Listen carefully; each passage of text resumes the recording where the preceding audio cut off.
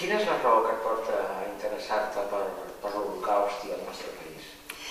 Bueno, fue realmente un poco casual el enterarme que mi padre había pertenecido como médico de la Embajada Británica en Madrid al primer lote, si no el primer SOE que hubo en España en el año 40.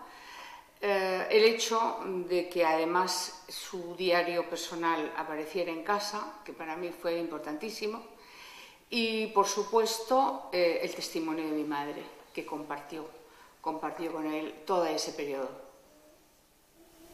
O sigui que al principi només comptaves amb el testimoni de la teva mare? Sí, efectivamente, mi padre ya había muerto, cuando apareció el documento, mi padre ya había muerto. Diré que es el doctor Eduardo Martínez Alonso, nacido en Vigo, ejerciendo en Madrid hasta el final de sus días, y su mujer, mi madre, Moncha de Vicente, fue su compañera en esos tiempos, primero antes de casarse, después se casaron, y ella colaboraba desde Vigo, porque digamos que era la zona por donde tenían que salir los que desgraciadamente o bien caían presos en Miranda de Ebro o bien entraban por los Pirineos y llegaban desparramados por todo el país. Desgraciadamente entraban 200 diarios entre el año 40-44 y salían 500 a la semana. Gente indocumentada, no necesariamente judíos. Esto sí es una cosa que creo es importante resaltar. En este periodo hay mucha gente que huye, no necesariamente por persecución judía, sí, gran número, por supuesto que sí, pero no necesariamente son todos judíos. Muchos militares, muchos huidos de prisiones en las que ya estaban polacos, en el caso de mi padre, polacos y checos. Y bueno, y creo que España fue un importantísimo salida de escape para pues, lo que estoy diciendo, 200 personas diarias y 500 que entraban y 500 que salían. Si sumamos, así a grandes rasgos, como es natural, si sumamos serían unas 300.000 personas. No hi havia una ruta, sinó que hi havia rutes des dels Pirineus. Bueno, eso bueno, efectivamente, yo estoy hablando globalmente. Luego ya, efectivamente, había rutas, porque siempre ha habido pasos por los Pirineos, los que conocemos un poco la zona, y más la zona catalana. Desde Portbou a Hendaya, los Pirineos enteros estaban utilizados como lugar de paso. Hay que entender que la gente no podía venir por coche, no podían venir por tren, no podían cruzar fronteras, o sea, la guerra era en Europa entera. Entonces sí, había pasos, en algunos pasos desgraciadamente caían prisioneros, las prisiones de Gerona, Figueras, bueno, todas las que estuvieran próximas a Barcelona o entre Barcelona y los Pirineos, había un traqueteo inmenso de gente. El cónsul Farquhar fue crucial y, por supuesto, el más crucial de todos fue el doctor Samuel Sequerra. Esto en cuanto a judíos, que era el encargado de Joint Jewish International Organization desde Barcelona. Este señor ya llega en el año 42, se toman una pequeña habitación en el Hotel Bristol de la Cuesta del Ángel y en menos de un año tienen todo el Hotel Bristol para ellos. Es como una especie de cuartel general donde los judíos que entraban a España tenían un primer punto de reunión y de acomodo y pues les facilitaban hasta trabajo. Si alguno quería quedarse, le facilitaban hasta trabajo. Estos hermanos Sequerra han pasado, bueno, entre la comunidad judía quizá mucho más conocidos, lógicamente, pero han pasado bastante desapercibidos. Para nuestra memoria histórica, por supuesto, son desconocidos. También es importante decir aquí la trascendencia de la actitud de Churchill como mandatario y de su buenísima relación con Roosevelt y Estados Unidos.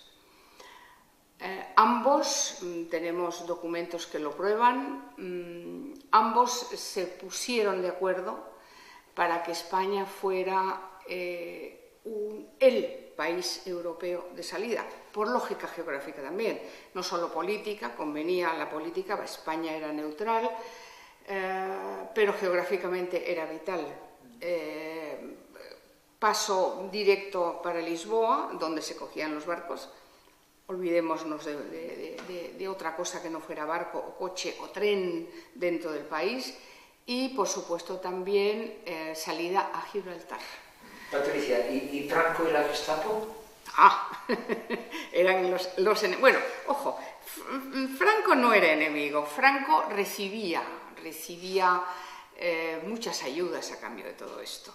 También hay documentos que lo prueban, existe ese cable que envía Churchill al embajador británico en Madrid, Sir Samuel Hoare, en el año 40. Roosevelt lleva meses en el poder, luego estuvo años, pero en noviembre del 40 acaba de llegar al poder, de ganar las elecciones. Churchill lleva también meses en el poder, porque antes estaba Chamberlain. Y entre ambos se pusieron de acuerdo que Franco lo que necesita es comida.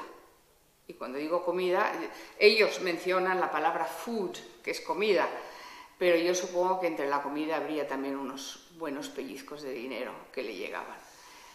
Entonces se hacía un poquito el sueco.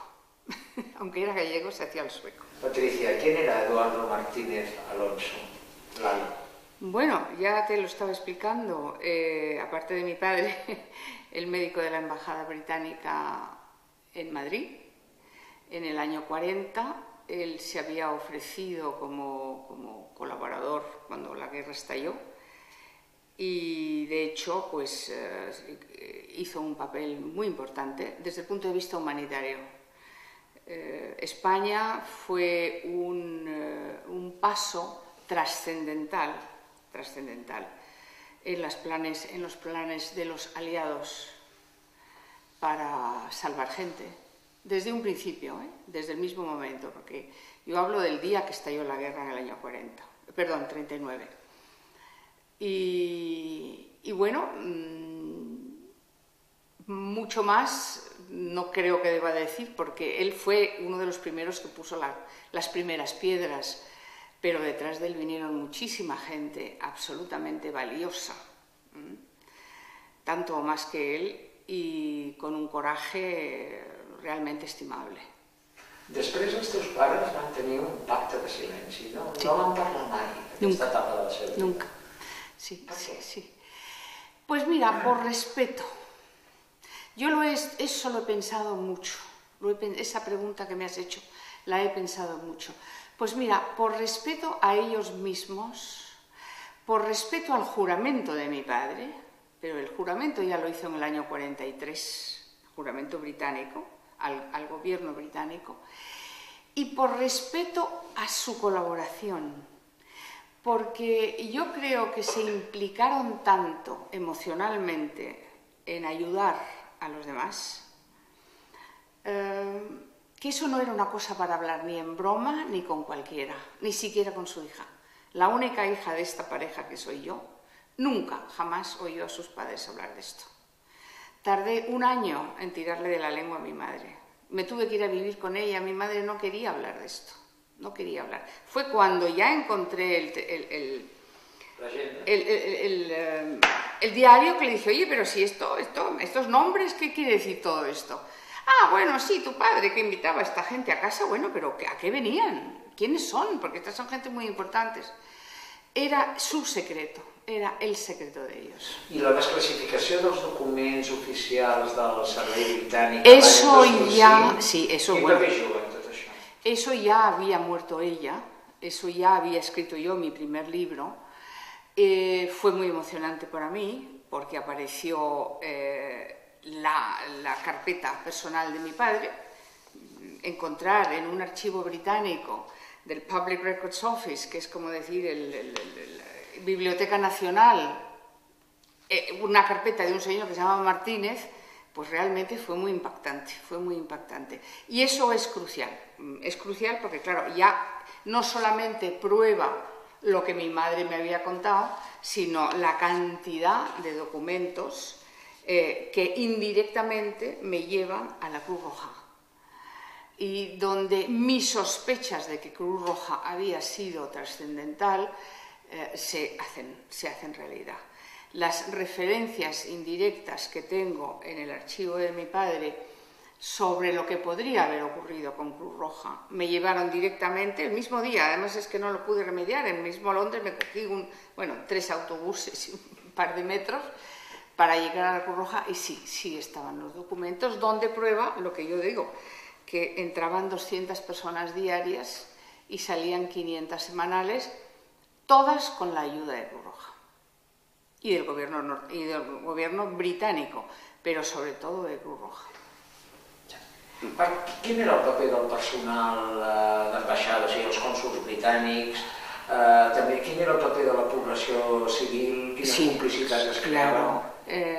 Bueno, pasa una cosa, muy pocos británicos, ojo, en la embajada, primero, no todos estaban por esta labor, la embajada cada uno tenía su rol, eran muy pocos empleados, poquísimos empleados durante la Segunda Guerra Mundial, y que se dedicaran a esto, obviamente, el agregado naval, Alan Hillgath, que al mismo tiempo era jefe del servicio secreto, con una red externa muy importante de civiles que se fue ampliando por todo el país. Es decir, empieza con Harold Farquhar en Barcelona. Barcelona fue crucial desde el punto de vista de recibimiento, porque bien fuera que los tenían que sacar de las cárceles de Figueras o de Barcelona o cualquier cárcel próxima a los Pirineos, pues porque llegaban indocumentados, cualquier indocumentado no podía pasar. ¿Feien de la presó amb certificats mèdics? ¿Era lo habitual? No. Los certificados médicos fue otra de las cosas que se utilizó. Bueno, un certificado médico lógicamente tenía su validez, eso es por los acuerdos internacionales de La Haya. Un certificado médico va por encima, es tan valioso como cualquier documento oficial. Pero es valioso para sacarlo de la cárcel, no para dejarlo pasar al país. O sea, eso es digamos, un salvamento de salvar la vida, que ya es bastante. Lo que pasa es que operaban según pudieran. Los certificados médicos sí podían ser muy útiles, pero lo que tenían que tener es un visado de salida. No había visado de entrada porque se colaban, o sea, eso ahí no hay vuelta de hoja. Pero luego tenía que haber un visado de salida. Esos visados de salida solamente el gobernador de la localidad lo podía proporcionar. Y ya otras veces yo creo que debían de estar tan desesperados que ni visado ni nada, pues como salían por nuestra casa gallega, salían como pudieran por la noche en barcas cruzando el río Miño, como fuera. O sea, no necesariamente se usaban papeles siempre, es que había un desbordamiento de personas.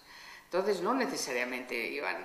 Ahora bien, que los 22 cónsules británicos hicieron un papel, eso sin duda alguna. No solo Cataluña, que Cataluña fue crucial, como he dicho ya, y me repito, por las entradas, sino porque tenían que salir. Esta gente tenía que salir, muchos se quedaron en Cataluña, gracias a los hermanos Sequerra, que ayudaron una barbaridad a los asentamientos. Eran portugueses, los Sequerra eran judíos portugueses, y muchos, sus hijos se han quedado a vivir en Cataluña, los descendientes todos los nietos del Holocausto, muchos de esos descendientes viven hoy día en Barcelona o en algún lugar de Cataluña. I el paper de la població civil?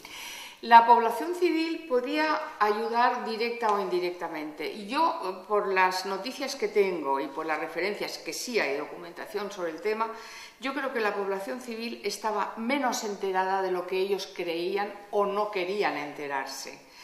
Porque si ellos los cobijaban en su casa, algunos lo hacían gratis, otros lo hacían por amistad o por cooperación con la Cruz Roja, por ejemplo. O cobrar. O por dinero también, bueno, tipo pensión, gente que necesitaba, pues que alquilaba un par de habitaciones por necesidad, pues cobraban 15 pesetas el día, que era un dinero muy considerable en los años 40, 15 pesetas. Eso lo pagaban los ingleses o la Cruz Roja británica a través de estos diplomáticos británicos, que actuaban en todo el país. La finalitat era aconseguir arribar a Lisboa? La finalidad era salir corriendo de su país o de su persecución. Lisboa era la salida a América. Casi todos lo que querían era salir a América. Y cuando digo América digo del norte y del sur, porque Sudamérica, como sabemos, según en qué épocas o qué etapas o en qué fechas, América del Sur fue importantísima, la Argentina, Bolivia, Colombia, Cuba, esto que te diga así, y por supuesto Norteamérica. Los que tuvieran parientes en Norteamérica era bastante más fácil, entre comillas, dentro de lo que era dificilísimo, pero los que tuvieran parientes en Norteamérica los podían reclamar. Entonces ahí podían esperar un cierto tiempo hasta que les llegaran los visados. Todo esto tenía que ser con documentos oficiales, pero el paso español no necesariamente era con documentos, era evacuados como pudieran ser.